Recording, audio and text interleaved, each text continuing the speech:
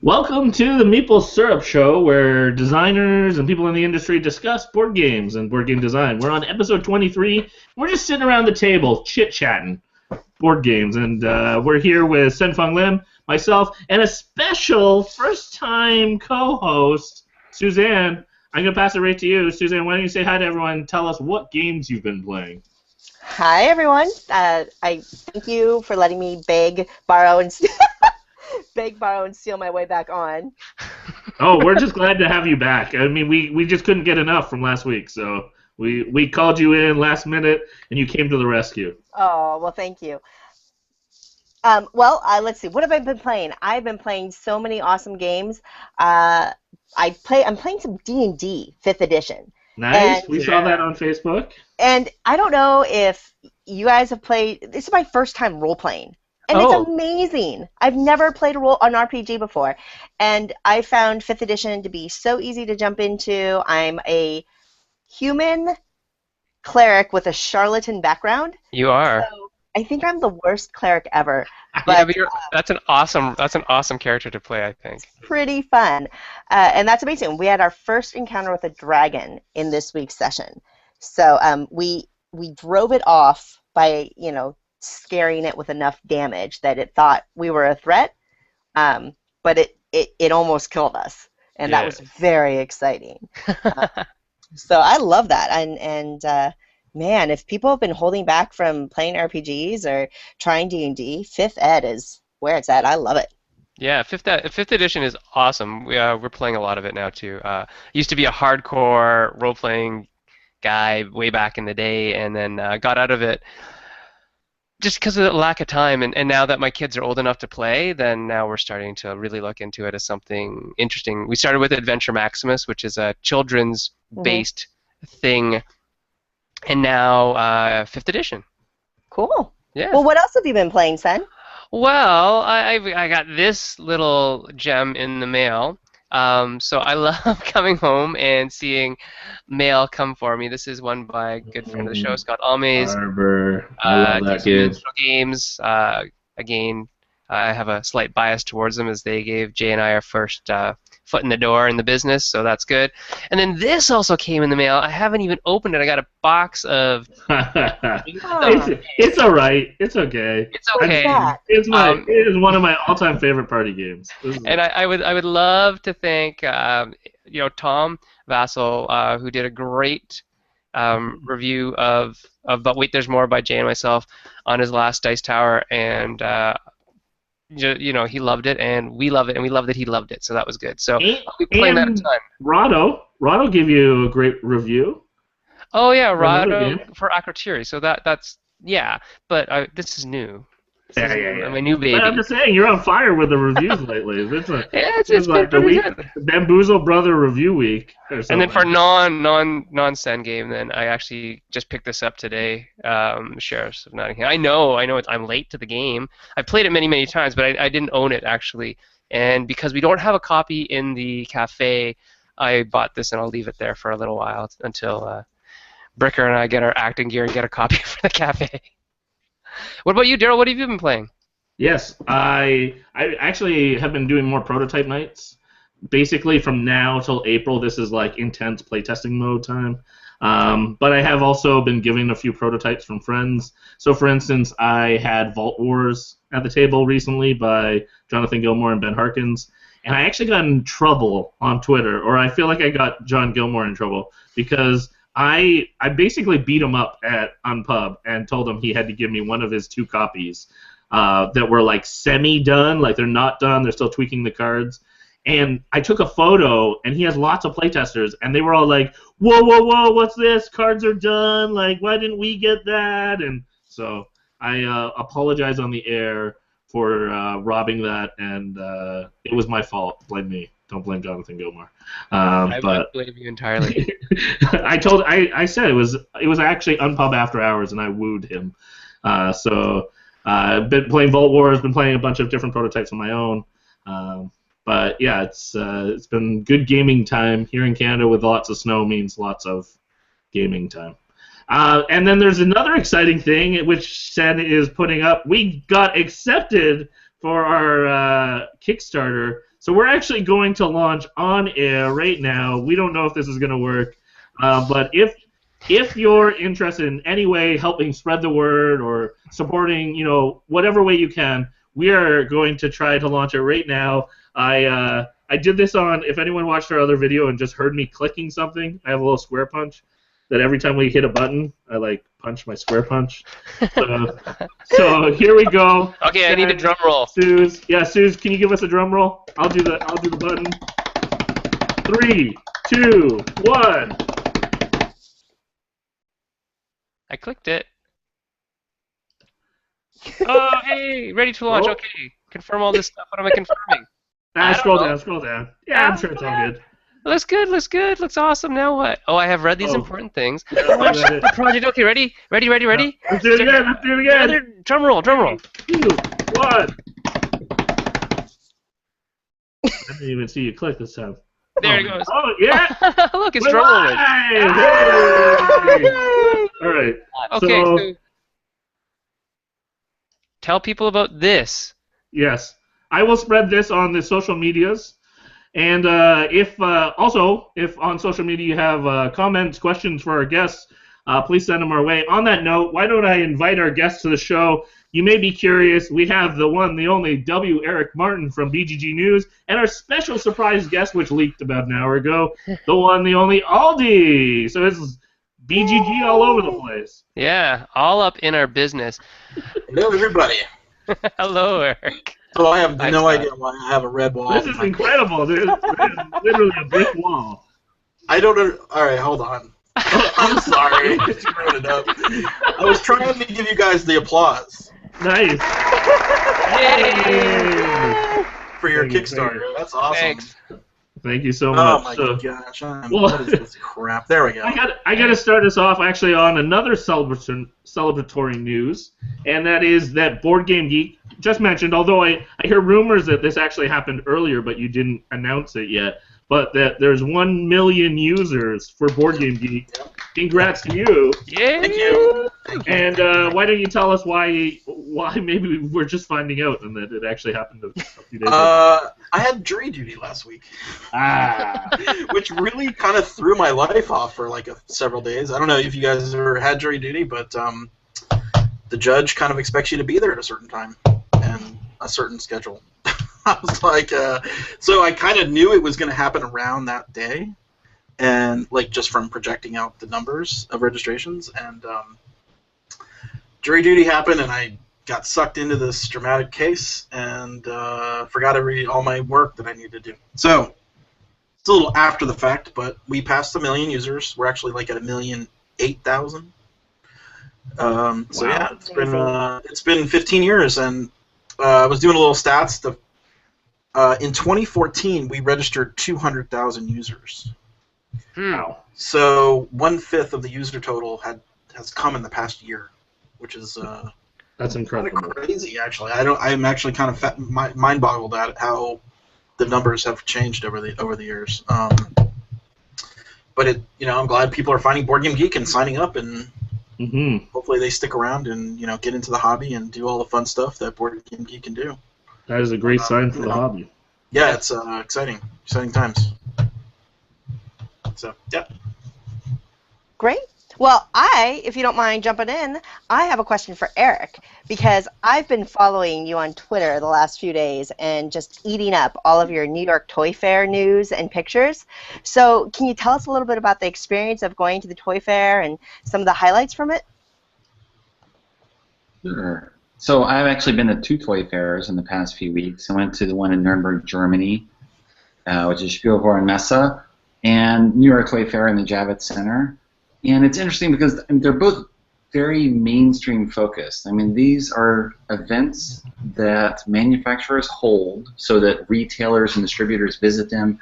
They see all the stuff that's coming out from them over the next 12 months in many cases, sometimes 6 to 12 months. They're going to place orders and they got to figure out their budgets. So there's nothing for sale. There's often not even things that are finished because you're just showing prototypes for what's coming down the road. And a lot of it is more mainstream than what most BGG users are interested in. I mean, there's plenty of stuff, and more publishers are showing up that sort of have the hobby game experience. You know, so Alderac was there for the first time this year, and Busy Games is at New York Toy Fair, and Gale Force 9 has its regular presence, which is like way more into the hobby side. But for the most part, you're going to see some mainstream things. And it's interesting because you see a lot of crazy stuff concentrated in one space that then you just, I don't know. I don't even know. Some of it doesn't even come to fruition because this is just, if we don't get the orders, we're not going to produce it. Oh, So, really? I don't know whether people actually see. Did not know that. Yeah. Because you'll go there and you'll see, I mean, not just game lines, but you'll see companies that have demo copies of something or some prototype that they make up and just show it. And it'll be some crazy trivia game or, you know, it's another doll line or a lot of brick construction type things. And then you just never see them in the world. And I don't know, maybe they actually produce and they're selling somewhere. You know, someone backed them, but if you don't get the support, then you're often not going to produce. So it's kind of like a I mean, giant there's real Kickstarter. stuff. Ooh. Ooh. It's sort of Is it like a velvet that. bag? Na na na na na Yeah, so there's the love letter. Yeah. Who are the characters? Let's see the characters. So yeah, you got the Nice. Nice, Very nice. nice. Ready? Batman number 1. I'm Batman. Joker number 8. Catwoman 2. I'm surprised Catwoman is not like Harley 8. Quinn 7. Yeah. That is surprising. It's not the what? The 8? Batman's all the soldiers. Let's see, who else? Two-Face. Nice. Yes, because this one has a special rule that if you, where's Robin? Maybe. If Robin. you call someone out with Batman and Yeah. actually knock him out of the game, you get a scoring token. Oh, okay. So it's minorly When different. that symbol. Interesting. Interesting. It is slightly different in that regard because, you know, you just want to have a special thing. That Batman's super powerful, you're trying to catch the villains, so you get a point for knocking someone out. Nice. Okay. And you get a point for winning, you still play to the same points. Also, you get no points for punching Robin.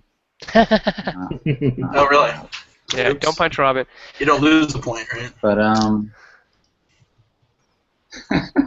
all the other rules the that's same? right, you get enough of that online. With the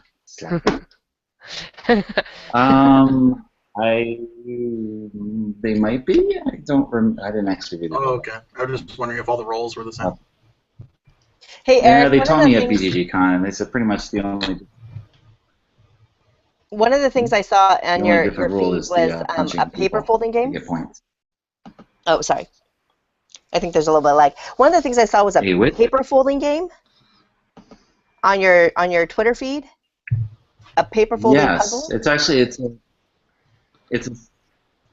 yes, it is awesome. It's a origami logic puzzle series called Manifold, and I forget the designer's name now. It's a French designer, and these are square sheets of paper that have a square grid on them, with some black squares and some white squares and some just neutral squares. And the idea is that you fold the sheet of paper so that all the black squares are on one side and all the white ones are on the other, and it'll shrink down from an 8x8 to a 4x4 square as you fold it. And it's Kind of reminds me awesome. of. It is just. Kind of reminds me of. I saw Folder. PDFs of this. Folders. It's small, except that's a maze. Yeah. And so this is essentially an Another take. origami folding line.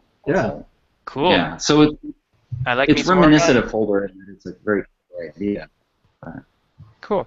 Yeah, So it's- yeah. all Also, these- what other things on Oh. Twitter feed? I had the Heisenberg potato head figure. Heisenberg from Breaking Bad? Or the physicist Heisenberg? Yes. Okay. No. It was from Breaking Bad, Oh, and it was nice. called Freisenberg. yeah. We'll have to come back with asking you about Heisenberg. But Seth, Okay. Seth, I know you got a question for Scott. Yeah. I just wanted to ask you. So we've had a huge growth in the industry of just fans coming to BGG with your millionth user registering, and the huge growth that you've seen statistic-wise in just 2014. What do you think this means for the industry as a whole? You guys are doing some pretty fun stuff like the cruise, BGG Fan, BGG Con, so it's going global and it's hitting all demographics. Tell us about why you think this is happening now. I mean, I think part of it is just it's such a fun hobby, and people are finally getting the word. You know, it's when we started this in '99 or '98. When I got into the hobby, it was real hard to find information. Like there was a couple blogs, there was the gaming dumpster, there was the dumpster. Wow. The game cabinet, Ken Tidwell, and those were actually kind of defunct. At that time, like the gaming cabinet had been defunct for a lot of years, and this is not really the answer to your question, but based on the lack of information, I wanted to create a website that started to share this information. There was only a secret mailing list, not secret, I should say, an invitation-only mailing list. Oh, yes. That talked about the games. There was the Diggers, the Desert Island Gamers, which still exists today, and I'm sure my Hotmail account is being spammed by diggers daily. Yes. Well, there's still some things going on there, but most of it, and it wasn't my intention to shut down diggers. It was just I felt that a lot of this information just needed to be shared. And I was basically reading about games and figuring out like what, and I'll do a little quick anecdote that kind of just gave me the clarity that I wanted. I was buying games from Fun Again back then, and I was buying like boxes and boxes of games. And every week I would get a package, and like 10 games come, and I was all in with the hobby. I was hooked when I first when I found out that it existed. And I would bring games to my game group, and one of the people in the game group would say, "I heard that game's no good." I'm like, "What? How did you hear about that? How did you know? How do you know?"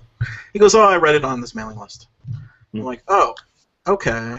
So there's this, I won't say secret mailing list, but a private mailing list that's not available to the public that's talking about these games before I could even figure out whether or not I should buy this game. And I'm like, why is this private? And so I kind of got into the mailing list, and I went back in the history and I read these archives, and there's this wealth of knowledge out there, and it was all secret. I keep saying secret. It's not secret. It's hidden to the public. So I was like, you know what? I have some software. I can write a piece of code. I had already written a video game website, and I was shutting it down. And I'm like, you know what? I could probably work like a weekend and convert it over to board games. And that's what happened. And so we've noticed that over time, just having the information out there and people being able to come together in a place to talk about the games and share reviews and pictures and files and translations and videos and podcasts and everything. And it's just that culmination of the sharing of the knowledge has basically helped. And I've seen the industry grow from maybe 10, 20 games worth playing a year to hundreds of games worth playing now. And so that kind of, I think people are just figuring it out, and it's bringing a lot of the new designers in that aren't, like the Unpub. Like I watched some of the vlogs from that, and I was like, holy cow, they have a huge ballroom filled with just people playtesting games. Like it's just amazing to me. Yeah. And I don't know if that answered the question. No, that's good. That's okay. It's good stuff. We'll come back. We got some time. Yeah, I think to summarize, the sharing of the information and the excitement of the hobby and the fun of it is just finally bubbling over, and people are getting it, and it's been awesome. Well, talking about creating something, Eric Martin's not only BGG News, but he is also a designer, and we like to talk about board game design on the show. So why don't you tell us a little bit about your game Body Parts? And I recall seeing a trophy with you in that game. Can you tell us a little bit about the mystery trophy you won? Oh, there it is. I have to text you Not the real trophy. Wow, that is magnificent. Is it metal? It is, yes. You can see it as big. What? Is it the World Cup? Is that the Soccer World Cup trophy? With some dice attached to it. It is a globe covered with the Cocktail Games logo and dice all over it. So at the bottom it says I Heart Party Games. Nice. So, yeah, Body Party is like a team twister, and you essentially have these cards, which I see you're not seeing, which have, okay. And you're going to be partnered with someone, and you're going to just look at the card and say, oh, this says neck. Do we want to use this neck card? And if you say yes, you pick up the card. Well, it's got to go on one person's neck and the other person's elbow. So I'm going to put this back here, and the other person's going to put their elbow on my neck. And we're going to keep playing, and eventually you're going to have more and more cards. And other teams are doing this at the same time. And you have a moderator who's helping hand out cards because you can't really get anything once you start playing the game. And as soon as a team holds 6 cards at the start of their turn, then they win.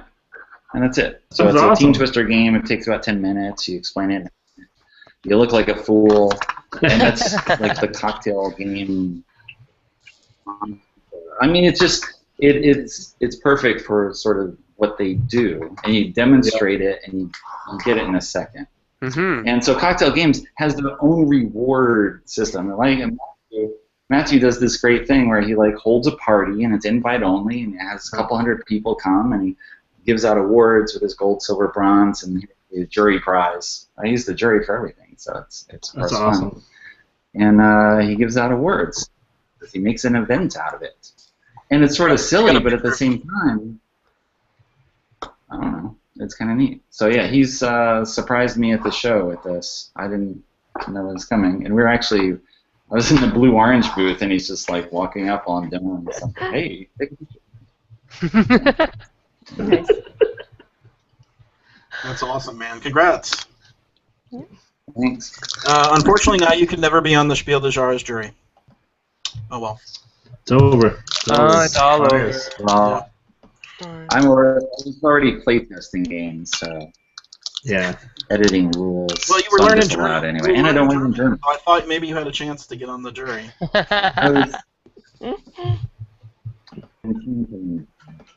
Suze, you have a question for Aldi? Yeah, if you don't mind. You know, this was last year was my first trip to BGG Con, and it was, I think life-changing might be a little dramatic, but it was certainly some of the most fun I've ever had. Oh man, I saw you and your crew up at all hours. I remember you guys. You guys were all in. There's something about those Seattle people, eh, Daryl? Like Jennifer it's like the Canadian. Yeah, all the Canadians and Seattle people just stay up all night at these conventions. It's crazy. It was awesome. It's pretty cool. But you know, I wanted to know because that was the convention at the big all group presentation at the end, the grand ceremonies. You talked about BGG Fam, I think, for the first time, and that was pretty cool to hear. So I'd love, you know, for you to talk a little bit about how that's going for BGG Fam and even the cruise. I mean, that's amazing stuff. Yeah, the cruise, I think we've got, gosh, I want to say 150 people coming. Wow.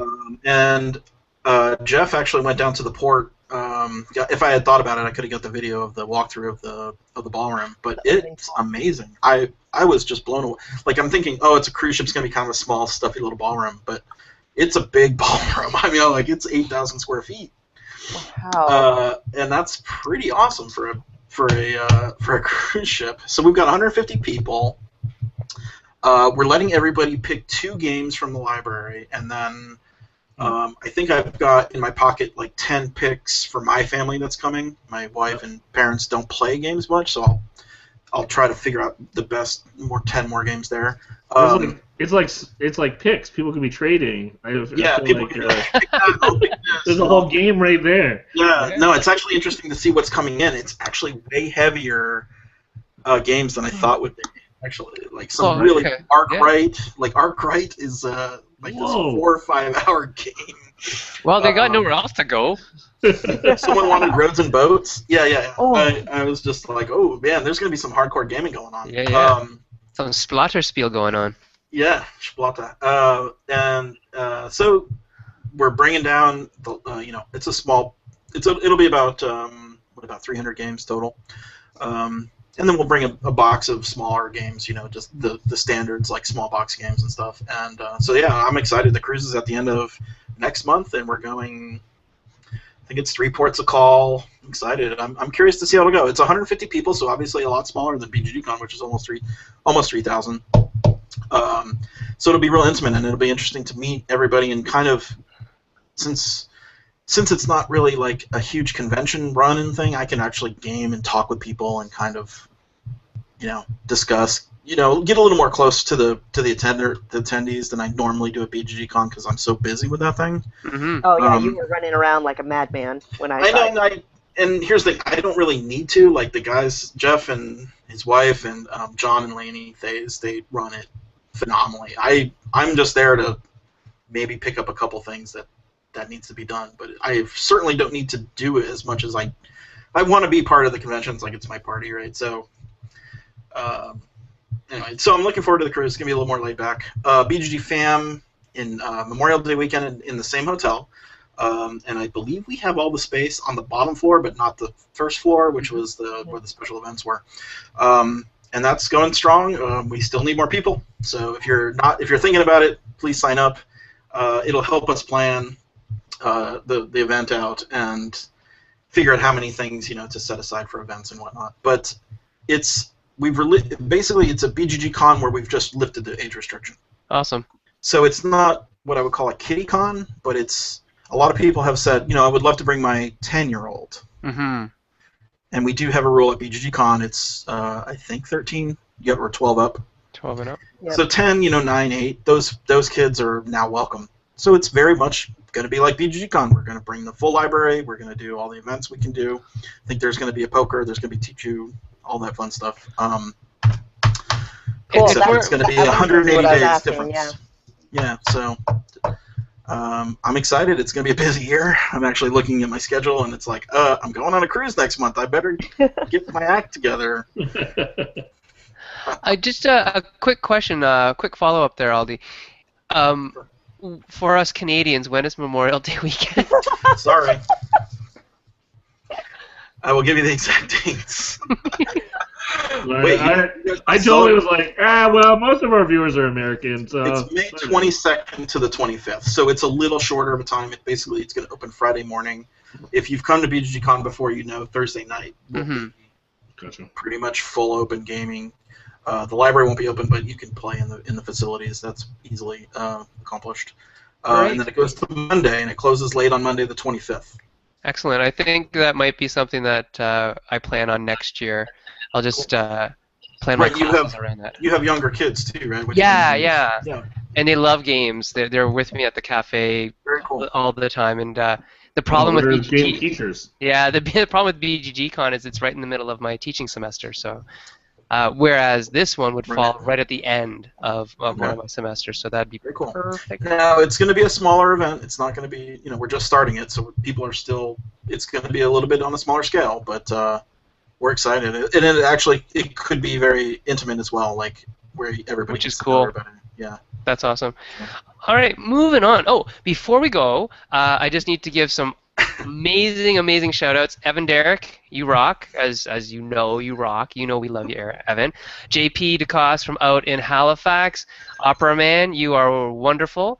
And our third supporter, Ace from Nerd Nighters. Thanks so much for putting your money where your mouth is and supporting us like you've always said you would. So we highly appreciate it. We're a tenth of the way to our goal almost, which is phenomenal. So hopefully we get there sooner than later and go above and beyond that. So look at our Kickstarter for the pledge goals and look at it for all the stretch goals and things like that. We've got a lot of stuff planned in there that is, we think, interesting, trying to get to some of the conventions to not just hawk our own wares. Daryl and I design games, so when we're at the conventions, that's really what we're there for. But with the support of the Kickstarter campaign, we'd be able to ease up a little bit on that and spend some time doing interviews with other designers that are there and get some content for the masses. All right, back to the questions. Eric, I wanted to ask you about Nuremberg specifically, just because I've been told that that is actually one that I should go to. Do you think that's better than Essen, different than Essen? I know it's a different thing, but as a new designer, or not new designer, but as a middle tier designer, is that one to go to? It's definitely one where you will be able to talk with publishers and have more time to meet with them. Right. Because it's a business show, right? Number one, there's no one under 18. There's no customers. It is business people who are going there to talk business. So I generally make appointments. We recorded about 80 videos over 3 days. Wow. And that's mostly because I had appointments, and we just, we just run them off. But even if we didn't have an appointment with someone, you could almost always just go in their booth and they'd have time to do something. Because, unless they have an appointment with someone, they're just waiting. I got no one here. There's no one walking around to do stuff. Right. So it's very easy to call people in advance. Definitely have your appointment book filled before you go. Yeah. Mm-hmm. And you can meet with them, and there's a ton of people to go there. I was just looking beforehand to view the size of the show in Nuremberg. So Spiel, mind-boggling. The space that they use right now is about 600,000 square feet. And the Javits Center, where you have New York Toy Fair, the entire Javits Center is 760,000 square feet, so a little bit bigger for the whole thing. Nuremberg is 3 times Spiel. It's What? It's 1.8 million square feet. I had no idea. That's a lot of square feet. That's enormous. It is enormous. So it's like taking, the entirety of Spiel. Like if you used all 12 halls, is 1.1 million. So you got to add 50% more. Wow. Almost. That's nutty. But that's everything. So you got the party hall and the RC hall and the party supply hall, and just it's mad. It's so big when you go there. Huh. And even if you just look at the games, it's still giant. Yeah. It's still giant when you go there. Here's the thing, though, as a person not in the business, don't go to Nuremberg. Go to Spiel. Gotcha. That will be much more fun for you. All right, so there you go. Because our audience is kind of 50-50. Yeah. Some people that are gamers and they're just curious about design, and then the other half are in the industry or trying to get in the industry. So you can certainly do well at Spiel as a designer pitching games, but you need to have your appointments made because it's so crazy there. Everybody's selling nonstop, so you have to fit your way into that. Whereas Nuremberg is opposite. There's no selling. There's no customers. It's pure business. You get your appointment, you're going to get your appointment, and you got it, and you do your pitches. So. Gotcha. Well, following.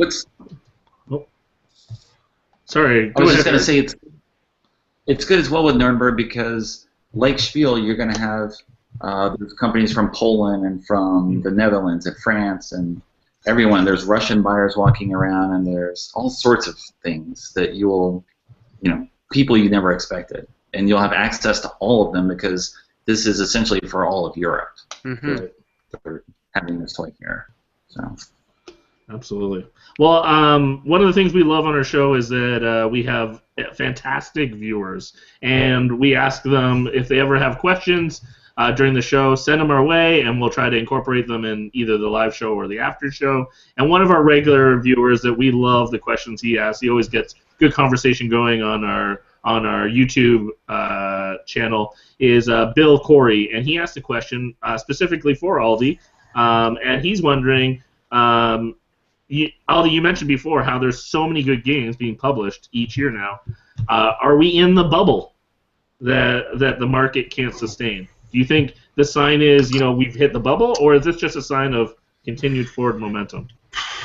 That's tough because in order to answer that question, we need to know how much product is being not sold. Right. Right, and let's assume every Kickstarter that gets created now prints 1,000 games more than what they really need to. Right. There's no way those extra 1,000 per Kickstarter is going to sell. It's almost. There's going to be some kind of bubble because it feels to me like you cannot keep up with the games, even even as someone whose job it is to make a library of games, I can't do it. Yeah. I'm actually looking for help for someone to offload this to, and like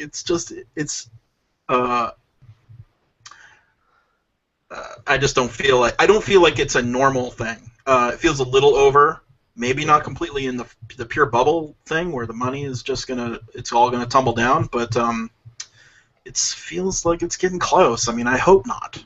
Let's just say. I don't know for sure though. We to answer that question properly, you really need to analyze all of the sales and how much store. Like, there's a limited amount of space to store stuff.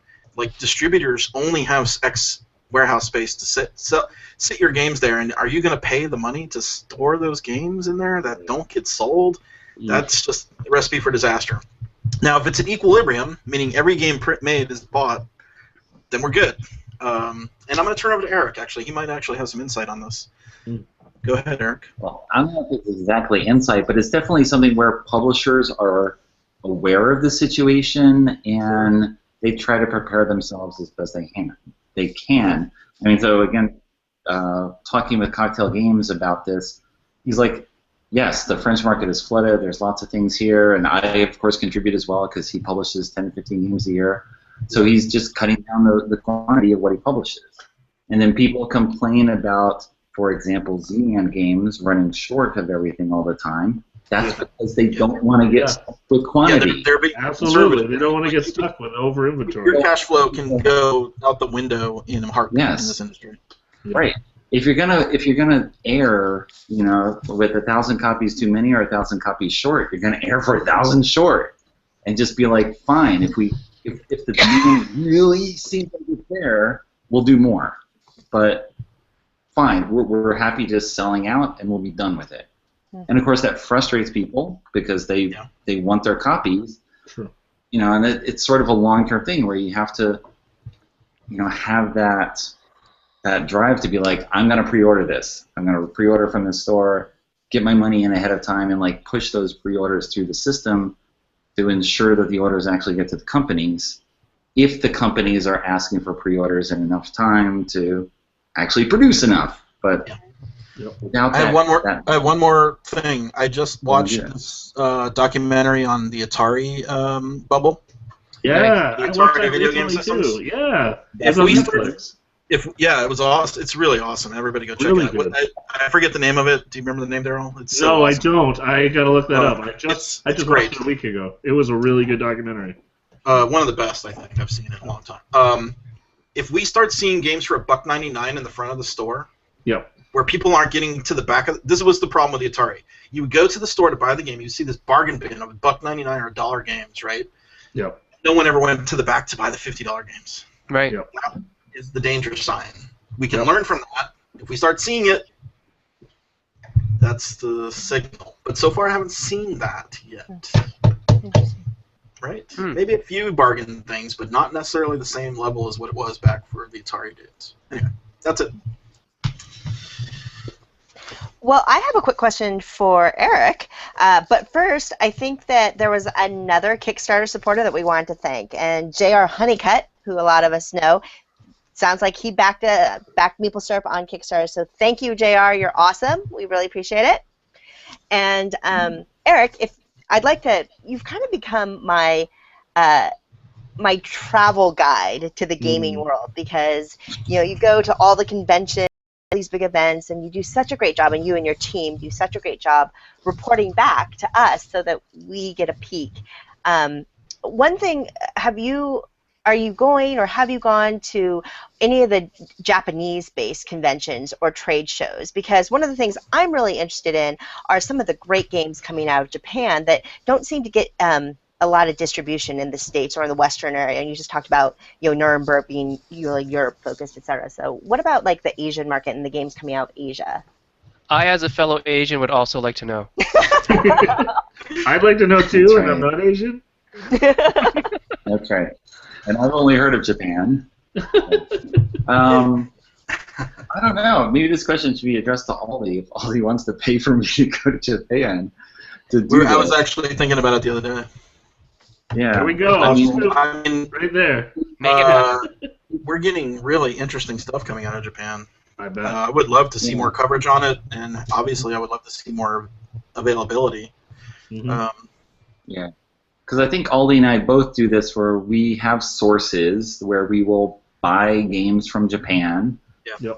So I got like a $300 box, a couple months ago. Yeah. All this stuff where you just go through lists and you find things and you're like, well, I think this will have English rules, or I'm sure someone will translate this. And just you hope for the best. You see what comes out of here, and who knows? Who knows? I mean, yes, I would love to go there and cover that. I was in touch with someone who went to the past Tokyo Game Fair, and he was clearly running around like a madman. And this thing was seems like 8 hours long, maybe 10 hours. Yeah, it's really small. And you just have hundreds of booths that are like as wide as my laptop almost, with stacks of things up there, and you were just trying to run as quickly as you can from one to the other. And it's a frenzy from what I understand. Yeah. There may be no more. And of course, some of that, again, is making its way over here. Yep. Sure. Eventually translated in different forms, and some people are starting to get things. I know Fun Again's been making a real effort. Yeah. Contacting designers and working with Japan brand and trying to get supplies either ahead of time or after the show. And they're starting to talk to Korean publishers as well to get things that are right now either not accessible in the U.S. or perhaps accessible, probably accessible a year or two now when someone does an English version. Yes. So yeah, I'd love to go there and do that. So it's a bit harder just finding out information. So it is kind of like you need to go and experience that. Google Translate does not help as much with Japanese, You have to have the Chinese. iVision or the Google Eyes or whatever it's called. Wait for Google Eyes. I actually translate my source that gives me the Japanese fix every month is she sends treats with the box. So I had one treat and I had no idea what it was, so I pulled out the Google Eyes and it told me that it was a plum candy. I would never know. Yeah. Didn't taste like plum. I'll tell you. So I mean, we're talking Japan coverage maybe down the road on BGG's future. Aldi, could you give us? You already. Oh, what are you saying there? I was just going to say another thing too that we might want to think about in the future if we do more is Cannes. Yep. I mean, Cannes takes place at the end of February in France, and that thing has, I believe, 120,000 people show up. Yeah. So I mean, it's almost a Gen Con Spiel That's level. definitely in the range of those for sure. Mm-hmm. Yeah. Is that a game playing con, or is it a game buying con, or is it a professional It's thing? game playing and buying. It's open. It's like Spiel, except I believe it's actually free. Like you don't have to pay to it. Wow. Which one is this? Con. Yeah. I don't know that one. On the French shore. And where the one film of the festival ideas. One of the ideas I had about the Japan thing, but I don't know how easy it's going to be, is if we just go there and set up a hotel room and tell everybody to come to us. That's what we do at Spiel. Right? We set up a booth, and we tell everybody to come to us and give your demos, and we still can't cover everything. Right. Yep. So that's a potential thing in Japan, but I don't know how to break that nut. Like, we'll need someone on the inside in Japan to kind of help that happen. Unfortunately, our Japanese contact is leaving for somewhere else. So Yeah. I was just gonna say, Dylan, one of our can't help co-hosts, you on that one. has done a fantastic interview with Senji Kanai, Right. and just Japan brand in general. We're hoping to do a few more highlights of interviews with Dylan, trying to connect more with them because they've been lovely interacting with us, and we hope more of that. But Scott, you mentioned some other dreaming of what's next for BGG. Now that you've reached the million mark and you're trying to find, you mentioned already, you're trying to find people to help with the load. What are some of the, next year, maybe 5-year plan, whatever. In my short-term plan, and it could be long-term, depending on how much work it is just to get the site refreshed from a visual standpoint and UI and layout and all that stuff. It's gotten us through 15 years. Well, I should say it's gotten us through 10 because it was redesigned in 2005 from the original design 2000. So that's my focus these days. I know a lot of people complain that it's so hard to use, and that's I won't argue with any of them. It absolutely is hard to use, and so I want to basically rework the UI, make it a lot easier, a lot more usable for people, and do what they want to do with the games. And I don't know if you guys took the poll, but we did a survey, a site survey of just the game pages now, and we got 6,000 responses. And that's actually like overwhelming, like crazy, right? Like 6,000 people responded to that poll. People care. So and so it's definitely important for everybody, and I think we're taking that information and working with it. And I know it's not going to be, everyone's not going to be super happy with everything we do, but we want it to be. Believe me, I know change is hard to do in this industry. It's been every time I do change, it's always met with some resistance. So this is going to be a big one, guys. But that's kind of our main thing.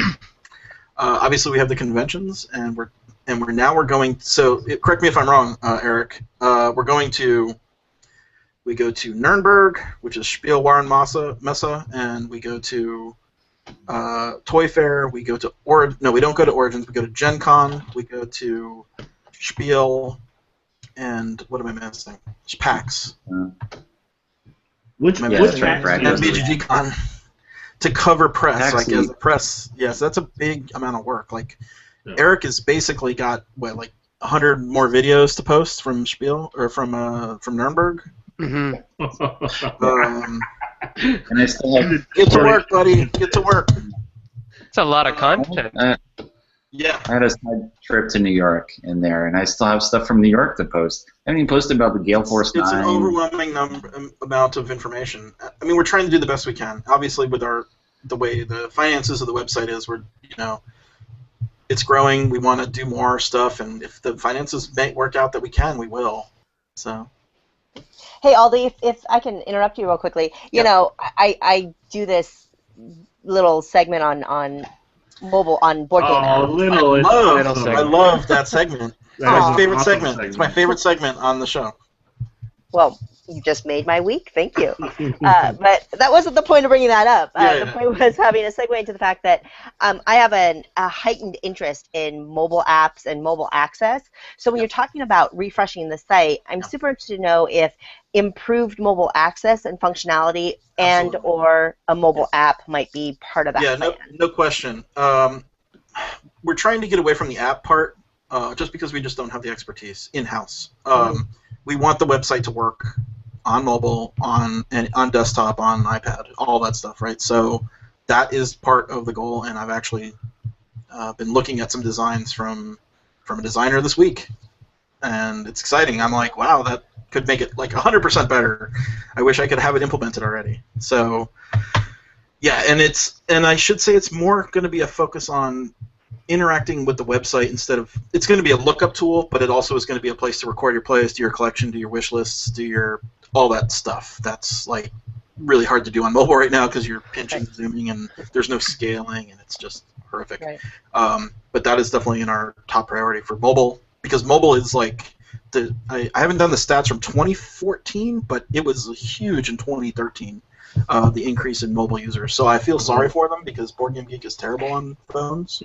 I mean, it's usable, but it's not easy to use for sure. So that's awesome to hear. The answer is yes. I believe that using BGG on my cell phone is the single-handed reason why I need new glasses this year. I actually bought a pair myself. Oh no! Put readers. I gotta get my. Oh, I've got my first pair of readers. Yes, awesome. One of us. One of us. I think you're all exaggerating how hard it is. I do corrections on my phone at night before I go to bed. Oh, you're game codes, corrections. Oh my gosh, that's impossible. Yeah, pinch and zoom. Pinch and zoom. Pinch and zoom. So Eric. First of all, I need to give a huge shout out to our good friend Christopher Chung, who just supported us on the campaign. So thanks so much. Have you guys met your goal yet? No. 10%. 10%. In the first hour. That's amazing. Yeah, it's not bad. That's not bad. We're going okay. So thanks very much, Chris, for supporting us, and we always support you guys. So awesome, Eric. The festival that you were talking about in France, is it the Festival aux Jeux in Cannes? Is that what you were talking about? Yes. Okay, International perfect. Festival. That's Yes. right. It's at the end of February. Con, and I was What I thinking heard, it's con. It the is short con. version. Yeah. Yeah, the con Yeah. and con. and Yes. con. It's more international in the past couple of years, from what I hear, which is kind of what Gen Con is as well. Gen Con used to be U.S. and now like the French have just, French, taken over. the Czech, Yeah. the Russians. Yeah. Do you think that's and I mean, does this have to do with the power that a company like Asmodee has in terms of the French coming over and showing a huge presence at the American conventions? What do you think, Eric?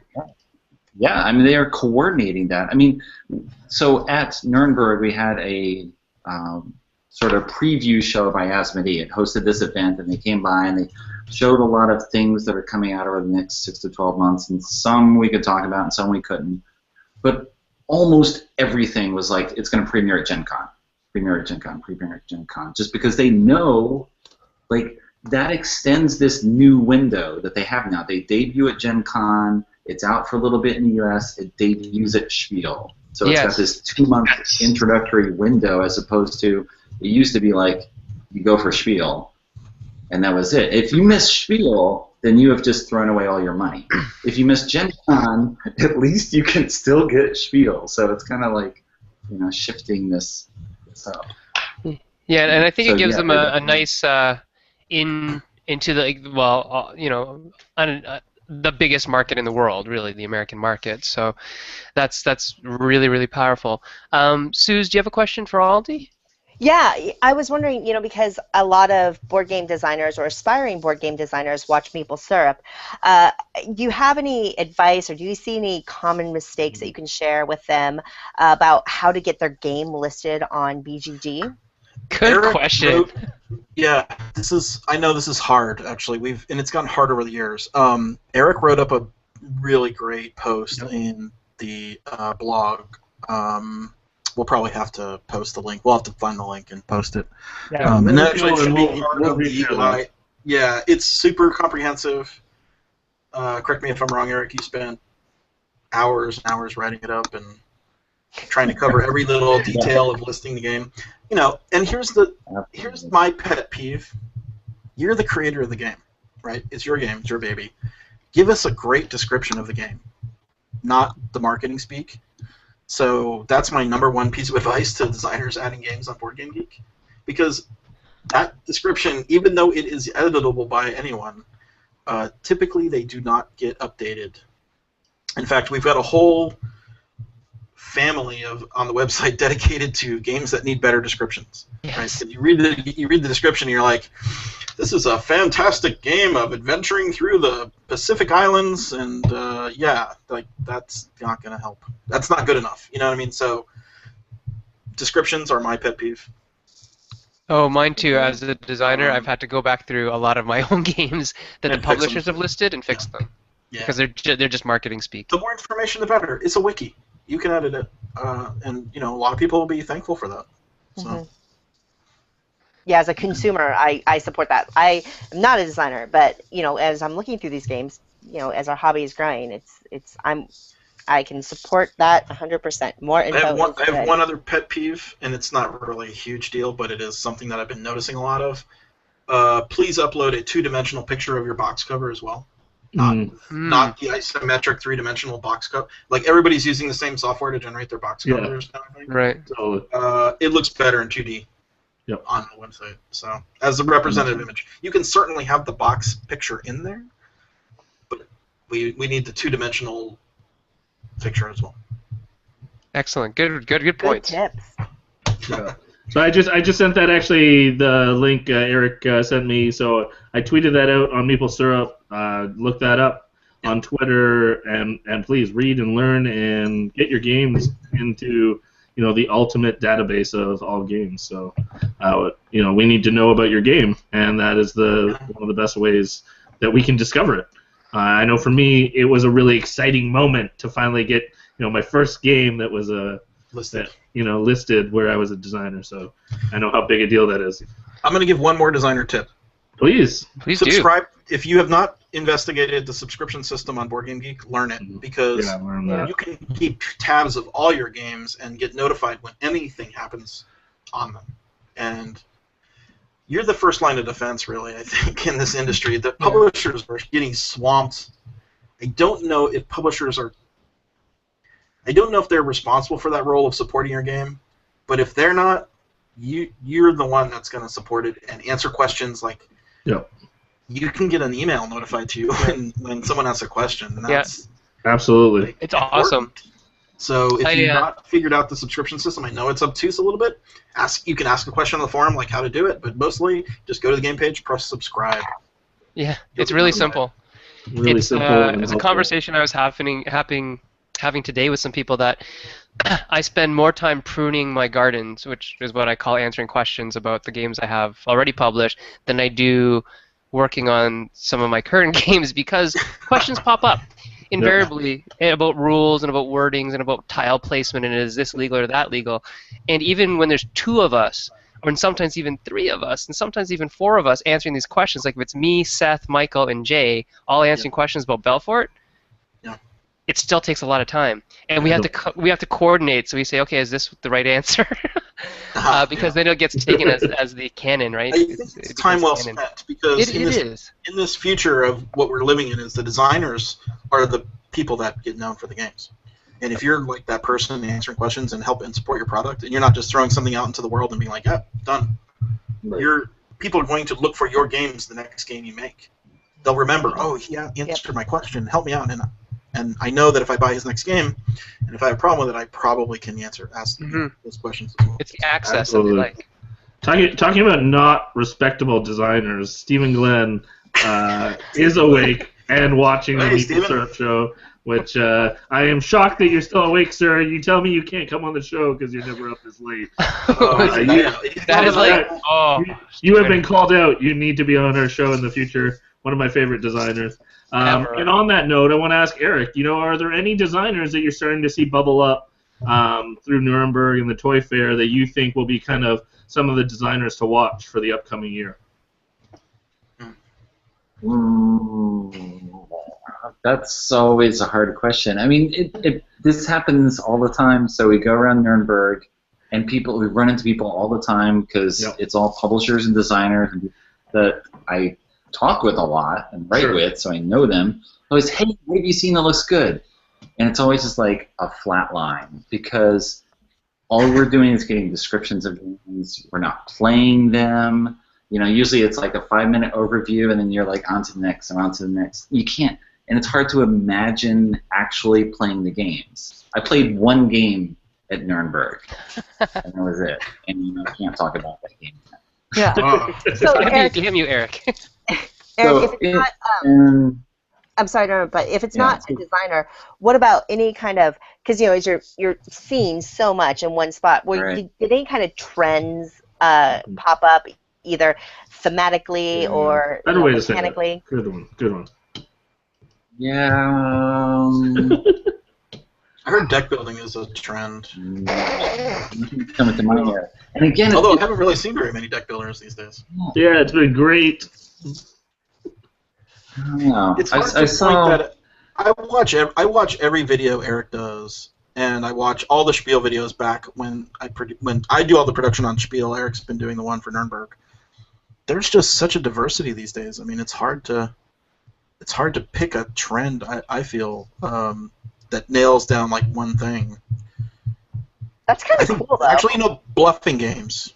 I've been noticing a lot of bluffing games. Yeah. Doesn't it seem like that? Yeah. And that sort of ties into the Japanese trend, or at least the introduction into the market there, because a lot of times you're going with fewer components. And so with those fewer components, then you're throwing more of the action onto the player, actually doing something with them, or trying to hide what they're doing with them. Right. In that way. Yeah, it's hard to look for trends and everything because, again, most of what's at New York Toy Fair is much more mainstream. things. Like, I toured USAopoly, which people are gonna go crazy over the new version of Nefarious, which is coming out in the middle of 2015. I'll be super excited for that. They will probably be less excited for like Firefly Monopoly, and yet that will sell way, way more than that. Or something like Nightmare Before Christmas Munchkin, right, is coming out.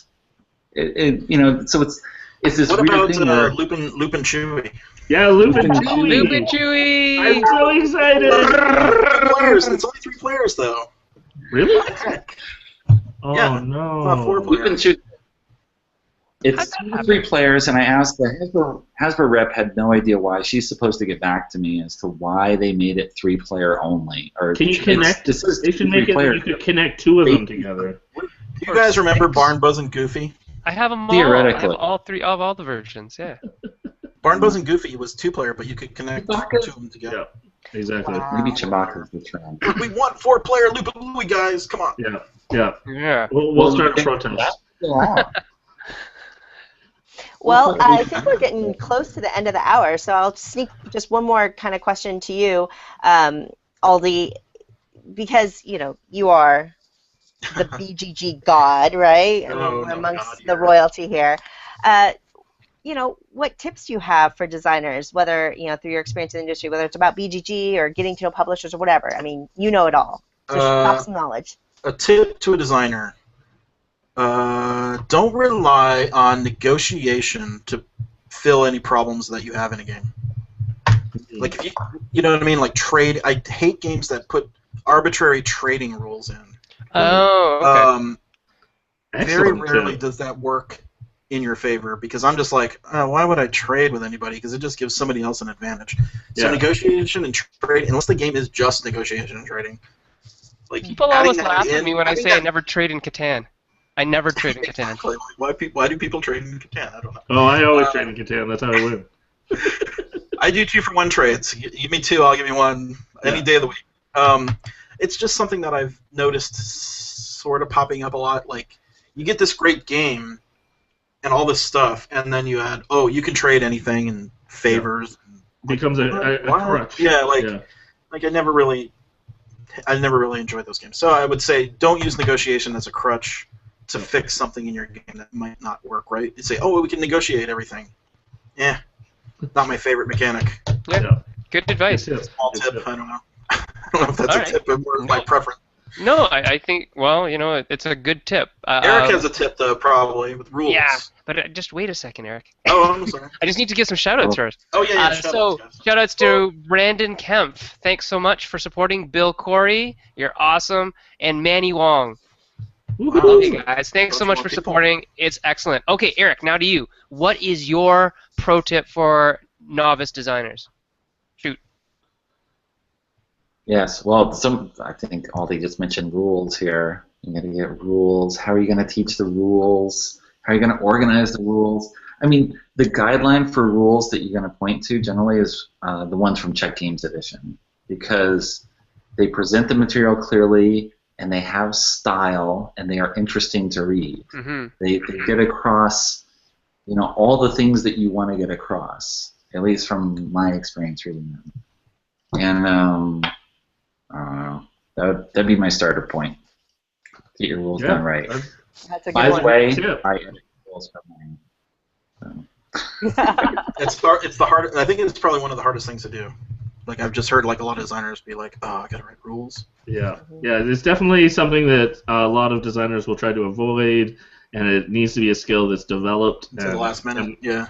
needs to be prioritized. So, Yeah, thank it you almost for seems those- like Game. there could probably maybe that's something that could be done in the future. As I haven't really seen anyone give guidelines on like a guide to writing rules or the best things to cover. Oh, we maybe will that's be something. reminding people. We definitely are very much about rules, and we have a few friends that have taught courses, and Sen and I have taught some courses on Okay. writing rules and stuff like that. So we'll have to do a whole episode focusing on rules, because that's a great idea. I love it. So I want to say thanks. The time has flown by. I can't believe that we're well past an hour already. But we thank everyone for tuning in. We want to just mention next week we have JT Smith from GameCrafter and Andrew Tullison from Print and Play on next week's episode. And we'll be talking about making good quality prototypes. And also in the third chair, we have one of our favorite people floating in, also from Seattle, Brittany Bowe, who will be our third host. So we're really excited about her being back on the show as well. One of our favorite guests as well, back with us. Thanks, Suze, for flying in last minute and being on the show. And we just want to encourage people, keep making great games, and we look forward to trying your games.